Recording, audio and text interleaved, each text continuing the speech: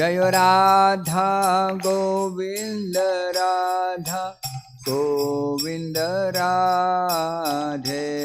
Jaya Radha Govinda Radha Govinda Radhe.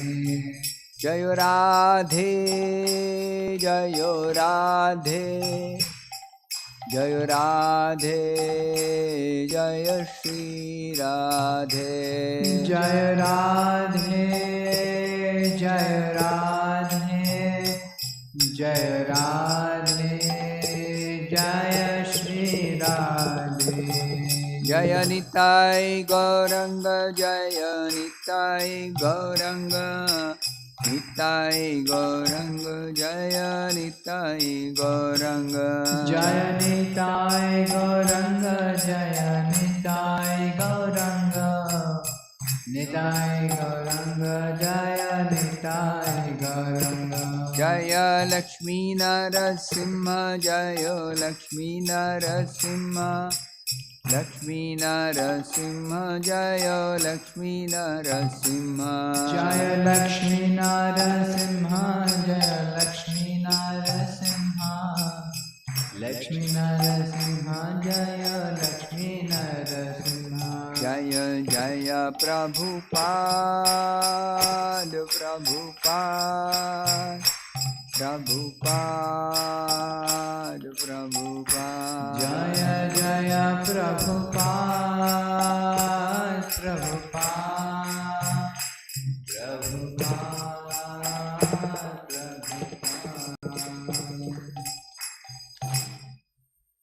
Jai Om Vishnupad Paramahamsa Parivrajaka Ashtottara Shata Shri Sriman His Divine Grace A.C. Bhaktivedanta Swamy Prabhupada Ki Jai.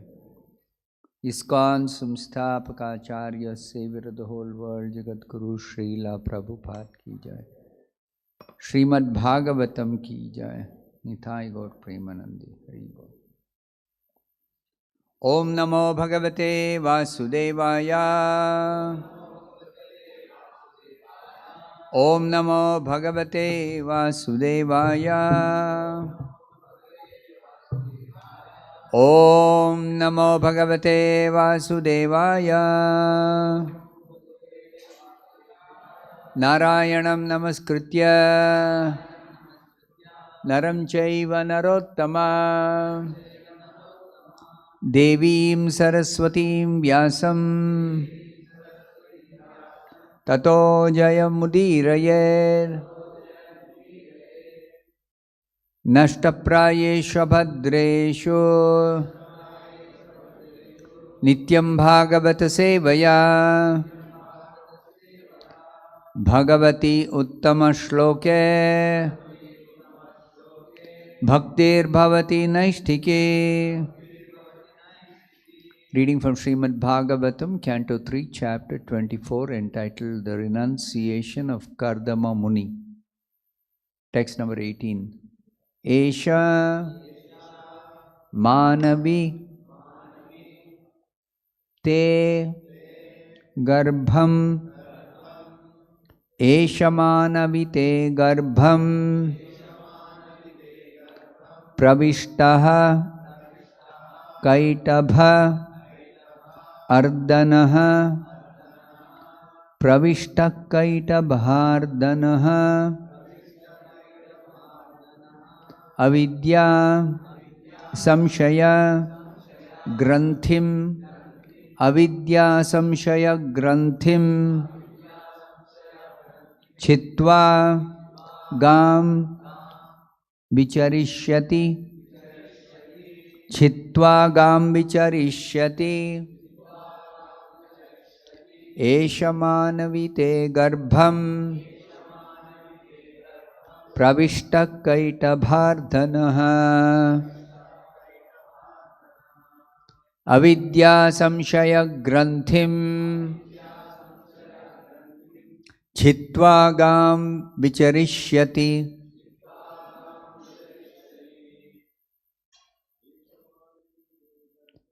Esha manavite garbham pravishta kaiṭabhardanaha avidya samsaya granthim chitva gam vicharishyati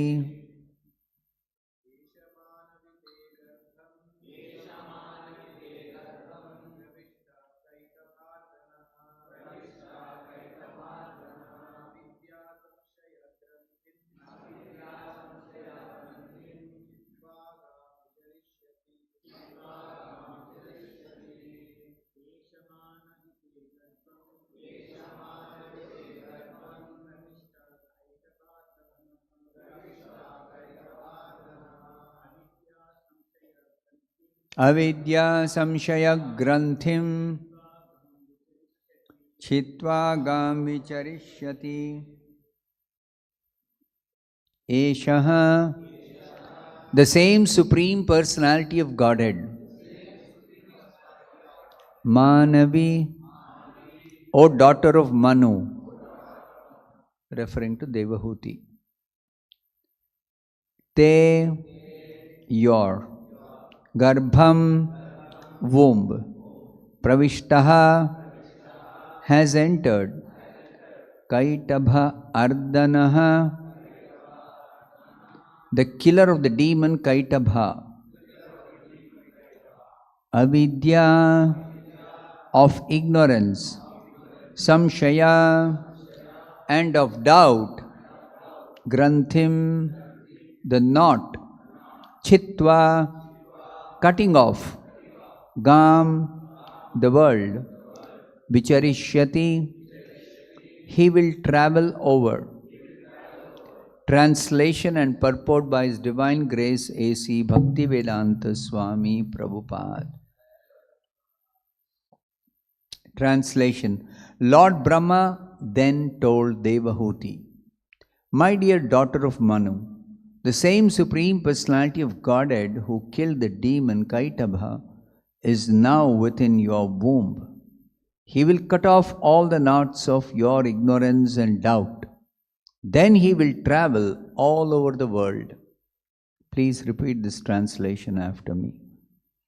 Lord Brahma then told Devahūti, my dear daughter of Manu, the same Supreme Personality of Godhead who killed the demon Kaiṭabha is now within your womb. He'll cut off all the knots of your ignorance and doubt. Then he will travel all over the world. Purport by Srila Prabhupada. Here the word avidya is very significant. Avidya means forgetfulness of one's identity. Every one of us is a spirit soul, but we have forgotten. We think, I am this body. This is called avidya.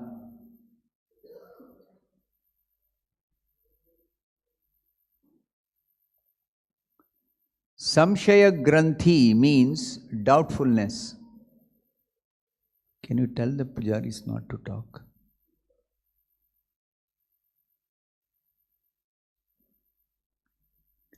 The knot of doubtfulness is tied when the soul identifies with the material world. That knot is also called Ahankara, the junction of matter and spirit. By proper knowledge received from the scriptures in disciplic succession and by proper application of that knowledge, one can free himself from this binding combination of matter and spirit. Brahma assures Devahūti that her son will enlighten her, and after enlightening her, he will travel all over the world distributing the system of Sankhya philosophy. The word samshaya means doubtful knowledge. Speculative and pseudo-yogic knowledge is all doubtful. At the present moment, the so-called yoga system is prosecuted on the understanding that by agitation of the different stations of the bodily construction, one can find that he is God. The mental speculators think similarly, but they are all doubtful. Real knowledge is expounded in Bhagavad Gita. Just become Krishna conscious, just worship Krishna, and become a devotee of Krishna. That is real knowledge. And anyone who follows that system becomes perfect without a doubt. Thus ends the Bhaktivedanta purport. Om Ajnanatimmirandhasya Jnananjanashalakaya Chakshurunmilitam Yena Tasmai Shri Gurave Namaha. Nama Om Vishnupadaya Krishna Preshtaya Bhutale Srimate Bhaktivedanta Swaminiti Namine. Namaste Saraswate Deve Gauravani Pracharine Nirvishesha Shunyavadi Paschatya Deshatarine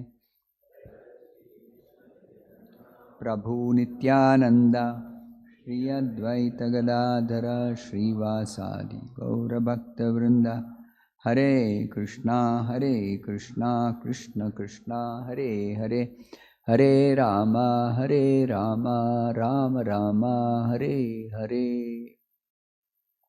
Lord Brahma is speaking. He is now addressing Kaiṭabha Muni's wife, Devahūti. Devahūti is carrying the Supreme Lord within her womb.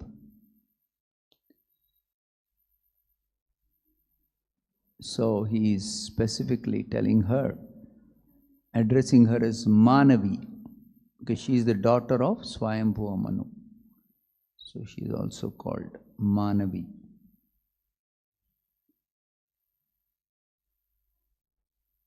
So Lord Brahma is confirming the child within the womb of Devahūti is actually the Supreme Lord. He is identified as Kaiṭabha. Kaiṭabha was a demon. He stole the Vedas from Brahma at the beginning of the creation. And Brahma could not retrieve the Vedas except with the help of the Supreme Lord. So Brahma prayed to the Supreme Lord. The Lord appeared in his incarnation as Hayagriva. And he killed this demon, Kaiṭabha. And he restored the Vedas to Brahma.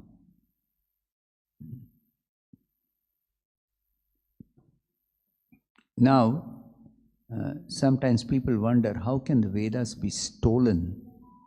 Is it some book was there and the book was stolen? No. It is just like in even today, even now, supposing you write a book and then you publish that book and that book becomes very, very famous. You have done some real good work and you are documenting it, publishing it. Then so many people will start reading that book, appreciating the book. But there will be some, unscrupulous people. They will take some portions from your book and they'll write another book. And what will they do? They'll claim it is their original work. Then what will we say? Hey, that person has stolen from you. Has stolen the knowledge from you. You understand? So stealing doesn't necessarily mean taking away physically. So these demons, if they get Vedic knowledge, then they misuse it for wrong purposes. Just like once Prabhupada was told that the American government is very worried that they made an excellent library system where all kinds of books are available, and somebody may misuse this library facility, that they may refer books how to make an atom bomb. And then if they make an atom bomb, that will be so dangerous for the whole world. So the government is very worried now. What if somebody misuses? So like that, the demons, whatever they get, any facility, any knowledge, any power, any wealth, everything they'll misuse. That's a demoniac mentality. And divine nature people, just the opposite. Whatever they get, they'll use it for everyone's welfare, everyone's good. So, the Lord actually does not create anybody with divine nature or demoniac nature. It is their choice when they take birth in this material world, whether to develop demoniac qualities or divine qualities is dependent on their choice. What kind of association they choose, what kind of company they have, or what kind of mentality they develop. Demoniac mentality, Asuri Swabhava and Daivi Swabhava. It's their choice. So, the Lord does not create anybody with any, even though He is the creator, but He does not create anybody as a demon or demoniac nature or divine nature. That's the particular each individual soul's choice. So here, Brahma is foretelling. Brahma is foretelling. Now, Brahma is an extraordinary personality because of his tapasya, because of being enlightened by the Supreme Lord. Brahma is Trikalagya. He knows the past, present and future. So he can tell what are the future incidents that are going to take place. So the child has not yet come out of the womb of the mother, is not yet born in that sense. But even when the child is just entered the womb, pravishtaha, eshate, garbham pravishtaha, who is the child? What is the identity of the child? That child is the Supreme Personality of Godhead.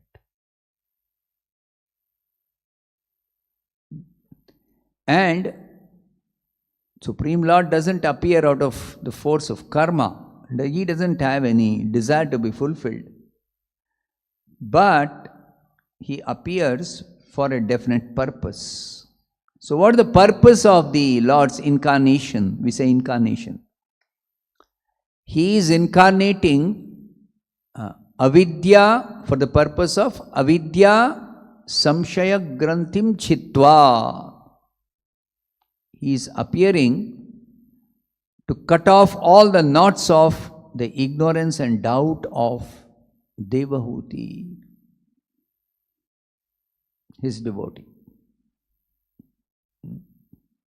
And not only that, after Devahūti is delivered by her own son, Lord Kapila Muni, the Supreme Lord, then after that he will travel all over the world and distribute that same knowledge, Sankhya philosophy. He will distribute that knowledge, how to cut off this knot within the heart, Ahankara, Chitva, how to cut it off. Our material existence is because of this Ahankara. And unless we cut off this Ahankara, we cannot get out of this material existence, means we cannot stop the suffering in this material world, repeated suffering of birth, death, disease, old age. We cannot stop that. Cannot become free from that. So if at all anybody wants relief, of course, who doesn't want relief from death and suffering? Everyone wants. So the only way is to cut off this Ahankara.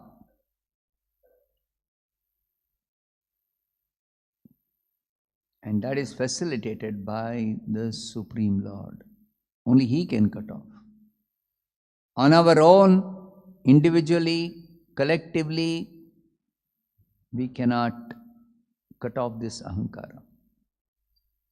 We cannot even identify this Ahankara. So in the purport, Srila Prabhupada explains these two words, avidya and samsaya granthi. Very significant words used by Lord Brahma. Avidya means forgetting our identity. See, in Sanskrit, the same word can be used in different ways, in different contexts. Therefore, speculating is not the proper way to understand the actual meaning of a particular word in a context. One has to receive this knowledge about Shastra, about the absolute truth. Vedic knowledge has to be received in parampara. The parampara understanding of the Shastras. What is the explanation of the acharyas in parampara, the gurus in parampara? That is the proper understanding. That's a correct, perfect, accurate, exact understanding. Otherwise, there are speculators, just like the word Hari. The word Hari has got 20 meanings at least. Now, which meaning should be applied in what context? How is a person going to actually decide? So, Shastra, the system is parampara evam parampara praptam imam rajarshayo viduhu. The system is to learn from a bona fide spiritual master who's coming in Guru Shishya Parampara, beginning from Krishna. Beginning from Krishna. That is very important. Because Krishna is the source of all knowledge. Krishna is the authority, original authority for explaining all Vedic knowledge. So, unless the parampara originates from Krishna, it is not a bona fide system. So, beginning from Krishna, Brahma was the first created being, and he was definitely enlightened by Krishna.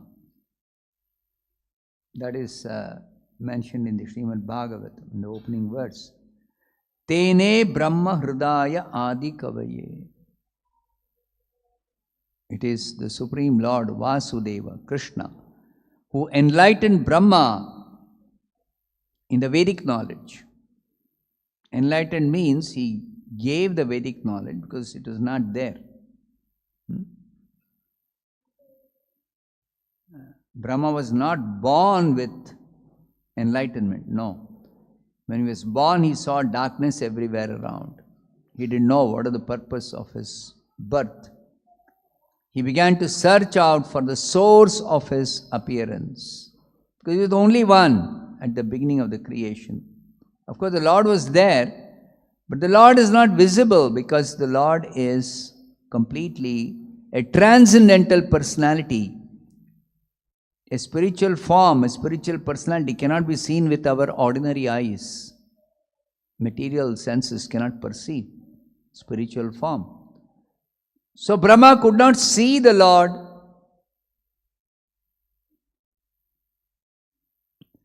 So then Brahma began to search out. And then when he could not successfully determine what is the source of his birth, then he performed tapasya under instruction of the Supreme Lord only. Supreme Lord spoke to him. See, just like we cannot see God, but we can hear about God and know God. Even Krishna is instructing Arjuna in the Bhagavad Gita. Krishna is standing right in front of Arjuna. Here I am the Supreme Absolute Truth. But Krishna does not tell Arjuna, I am the God, I am the truth. No. He speaks to Arjuna. He says in the 7th chapter, Mayyasakta mana partha yogam yunjan madashrayaha asamshayam samagram mam yatha jnasyasi tat shrunu. How you can know me? Me means the absolute truth. In totality, samagram, complete knowledge of the absolute truth, and free from all doubts, asamshayam, samagram. How you can know? Yatha jnasyasi tat shrunu, you hear from me. So Krishna is speaking Bhagavad Gita to Arjuna. Krishna is speaking. So same way, the Supreme Lord at the beginning of creation, when Brahma was born, he spoke to Brahma. He spoke to Brahma. And Brahma became enlightened by hearing from Krishna. The same system continues. There is no difference in the way Brahma received the Vedic knowledge, Arjuna received the Vedic knowledge, Parikshit received the Vedic knowledge. What did Parikshit do? The entire Vedic knowledge he received from Shukadeva Goswami. He sat and heard for 7 days and nights. What did the sages of Naimisharanya do? They sat and heard for 1000 years from Suta Goswami. Throughout history, it has been the proper system has been to hear, to learn by hearing from the bona fide spiritual master coming in parampara. That's the only way, and there's no other way. Somebody tries to speculate,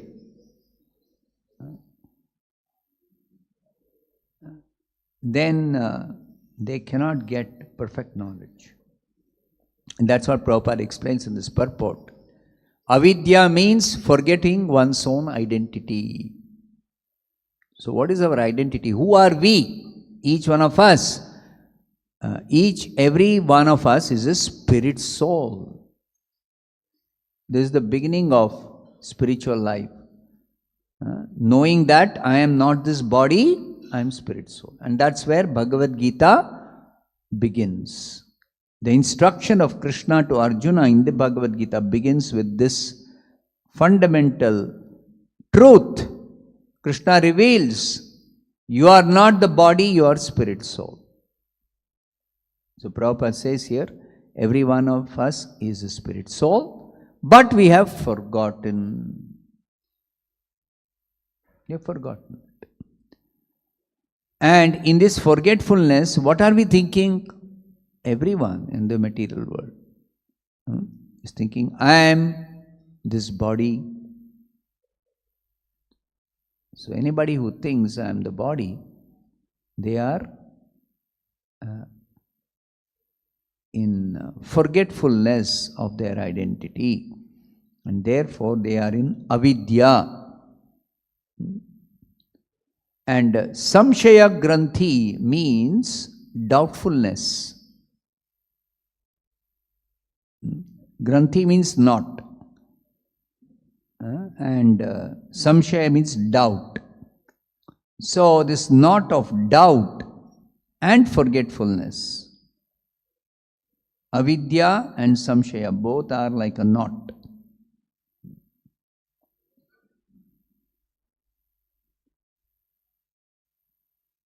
So this knot of doubtfulness is due to identifying oneself with this material world, beginning with the body. And this knot is also called, samshaya granthi is also called ahankara, false ego. False ego means false identity, wrong identity. Why wrong identity? Because we identify ourselves with this material world. That's why. So Prabhupada describes here Ahankara also as the junction of spirit and matter. Yesterday I explained this, that actually spirit and matter cannot mix. The soul and the body cannot mix. Soul is of an entirely different nature, spiritual quality, spiritual characteristics, and matter has got entirely different material nature, material qualities, material characteristics. So they don't mix. Even if we try to mix, we cannot. But this ahankara is what creates this doubt or infuses this mistaken identity in each one of us by our identifying ourselves with the body or with matter. That is the beginning of our material existence. And junction means it is like the meeting or the connection. We are spirit, not that we have got a spirit. Sometimes people think, I am this body, I have got a spirit, I have got a soul. No, you are the soul and you have got a body. It's the opposite.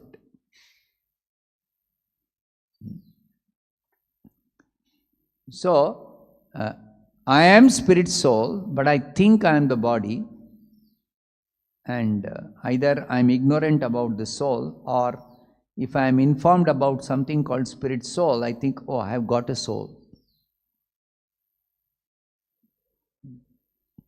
And sometimes people hear, soul does not die, the body dies. Then when they hear somebody has died, then they will say, may the soul rest in peace. R.I.P. short form. Formerly there used to be something called telegram. So you receive a telegram that somebody has died when you are away from the city or communication is not possible otherwise. So then they send back another telegram, RIP, rest in peace. So they think that the body is dead, means the person is dead. Because that's how people understand, no? Such and such a person died yesterday night. Okay, last night. The person is gone, finished. Then they say, oh, soul doesn't die. So he had a soul, and that soul, what has happened to the soul? They don't know. Body has died, but they don't think body has died. They think the person has died. Because they identify the body and the person as one and the same. Then they say, oh, that soul is still there, no? What should happen to the soul? So soul may it rest in peace. This is completely wrong understanding. It is avidya. It's mistaken identity. The person is the soul. Person has not died. Person has left the body, quit the body. And that's clearly explained in the Bhagavad Gita. What is that? Yam yam vapi smaran bhavam tyajati. Tyajati means gives up, quits. Ante kalevaram. At the end of this life, we have to quit the body. We have to leave the body. We have to give up the body. Tyajati ante kalevaram. Kalevaram means body. Very clearly, very definitely, Bhagavad Gita explains this. Death means change of body. Dehinosmin yatha dehe kaumaram yauvanam jara tatha dehantara praptihi. Dehantara means giving up one body and entering another body. Change of body. Transference. Just like you transfer from one house to another. Supposing you are renting one house. The rent or the lease has expired. You're supposed to vacate the house. So what will you do? You'll transfer yourself from the old house to the new house, to another house. Exactly like that, we transfer ourselves from this present body at the time of death to another body. Dehantara praptihi. Tyajati ante kalevaram. So, very clear. So, this rest in peace is the understanding of people who are mistaken identity. Avidya, samsaya granthi. They are doubtful. Their doubt is that what happens at death, they are not sure. Either they think everything is finished, or they think something called soul doesn't die. Then what happens to the soul, they are not sure. So there are so many theories, so many speculations. So here Prabhupada says, by proper knowledge received from the scriptures in disciplic succession, in parampara, we have to receive the proper knowledge from the scriptures. Like Prabhupada is writing these purports in the Bhagavad Gita, Bhagavatam, to explain to us how we should understand whatever is said in the Bhagavad Gita or Bhagavatam accurately. And he is writing this based on the knowledge he has received from his Guru in parampara. So by receiving proper knowledge of the scriptures or from the scriptures in disciplic succession, and by proper application of that knowledge. Knowledge alone is not enough. Knowledge is called jnana. The understanding, proper understanding from the scriptures in parampara system is called jnana. And then vijnana is application of that knowledge. So that application also should be properly done. Just like knowledge is there in the Shastra about so many things. But how do we apply that knowledge? Knowledge is there about, let's say, heavenly planets. So when the people hear about heavenly planets, the standard of living is much, much superior than the standard of living on the earth. Immediately they desire, let me go to the heavenly planets and enjoy superior facility. So this is improper application of the knowledge about heavenly planets given in the scriptures. Krishna also tells, Kamatmana swargapara janma karma phalapradam kriya vishesha vahulam bhogaishwarya gatim prati. So Krishna also describes briefly that heavenly planets have got much better facility for enjoyment, longer duration of life. Bhoga and Aishwarya. Bhoga is enjoyment and Aishwarya is opulence, material opulence. So greater material enjoyment facility and more material opulence is available on the heavenly planets. So that knowledge, those who don't know how to apply this knowledge, they are misled. But Krishna tells in the Bhagavad Gita, Brahma bhuvana loka punaravartinorjuna, that all the planets within this universe, beginning from Brahma loka, the topmost planet, down to the lowest, Patala, all are places of repeated birth and death. Punaravartinorjuna. So you cannot enjoy freedom from birth, death, disease, old age if you transfer yourself to even the upper planets, Swarga or Maharloka, Janaloka, Tapoloka, Satyaloka, any place with whatever the facility. You cannot get freedom from birth, death, disease, old age. That is not possible. So therefore, proper application of knowledge is, even though there are better facilities, that place is not meant for your habitation. It's not meant for you. It is for less intelligent, foolish people who are desirous of material enjoyment and who think that by getting such material enjoyment they can be really happy. All their problems will be solved. So that is a mistaken understanding. So that Krishna explains in the Bhagavad Gita very clearly. So therefore, proper application of the knowledge is also required.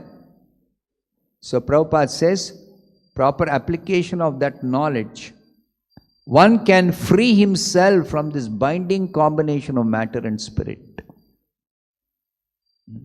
This matter and spirit, this material body which is a covering for this real self. We can become free from this covering. We can become free from the knot of Ahankara. It can be cut off by proper application of the knowledge which is properly received in parampara system from the scriptures. Not speculated knowledge, but factual knowledge from the Shastra. And nobody can manufacture or do research and discover this knowledge. That's not possible. You have to take it from the Vedas, original scriptures, Vedic knowledge. So that is being explained by Prabhupada, that Lord Kapila, he will enlighten Devahūti and she'll become free from all this Ahankara and misunderstanding of the self. Everything, she'll become free. And after she is delivered, he will travel. Gam vicharishyati. He will travel all over the world and enlighten others also. Distribute this knowledge. Not only the Supreme Lord, his pure devotees, the acharyas, they distribute this knowledge. They bring this knowledge in parampara system and they distribute the knowledge. Like Prabhupada, he traveled all over the world and distributed this knowledge. He has received from his guru. So he distributed this knowledge. He's continued to distribute. That's why he's telling us, distribute my books. Because he has explained everything very nicely in his books.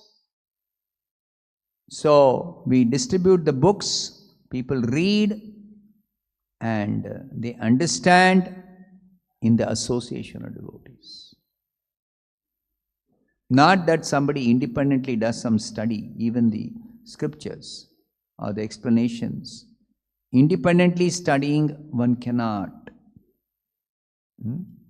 properly understand. Even if one understands how to apply, you have to learn from a person who knows how to apply.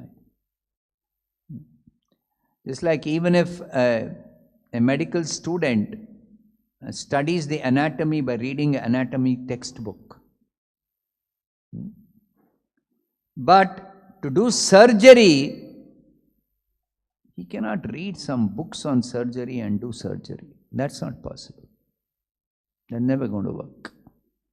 So he has to be trained. He has to learn from an experienced surgeon. Similarly, the Guru will teach. Not only he will give you knowledge, upadekshanti te jnanam, but he will also train you how to practice, how to apply this knowledge, how to practice bhakti yoga. He will train you in that. So many things Prabhupada gave training. This morning I was telling one brahmachari that Prabhupada taught everything to, especially to his initial devotees, the beginning devotees. They were some Americans and they did not know how to wear dhoti. They did not know how to eat with the right hand. They did not know. Prabhupada taught every single thing. And he actually taught by his own example. Acharya means one who himself is following and teaching by his example. Achar, by his behavior, by his he himself practicing, he himself doing, he's showing, he's teaching. Acharya, that's the speciality of the Acharya. So one has to learn from the Acharya, from the Guru. Practically one has to learn. Like sometimes we see devotees, if we ask somebody, chanting, are you chanting? Yeah, I'm chanting. So, how many times are you chanting? We generally ask this question. Oh, I am chanting always. I don't count. Why? Because it says you should always chant Hare Krishna. Krishna says, no, manmana means always think of me. How to always think of Krishna? Always chant Hare Krishna. So Shastra says, I read in the book, always chant Hare Krishna, therefore I don't count. Did you see how to apply this instruction? Yes, you should always chant Hare Krishna. How to apply this, always chant Hare Krishna? That you have to learn from the Guru, from the Acharya. So, we are instructed that first you begin by chanting 108 times Hare Krishna mantra. And you have to count and chant actually 108 times. You see? Then only you can properly chant, can properly make advancement. You can come to the stage of being able to always chant Hare Krishna. Otherwise not possible. It's impossible. So like this, now even sometimes people count, but they don't use the right instrument for counting. Sometimes people, they say, I'll count on the fingers. Yes, you can count on the fingers. But if you have to chant 16 rounds counting on the fingers, it's not easy. It's very, very complicated. So we have got something called a Japamala. And this Japamala also, how to use, you have to learn. I met one boy who said he's chanting every day 16 rounds. And he's having a Japamala and he's counting on the Japamala and properly. He said he's properly chanting on the mala. Then once I was traveling and this boy was also next to me. He had not yet taken Diksha.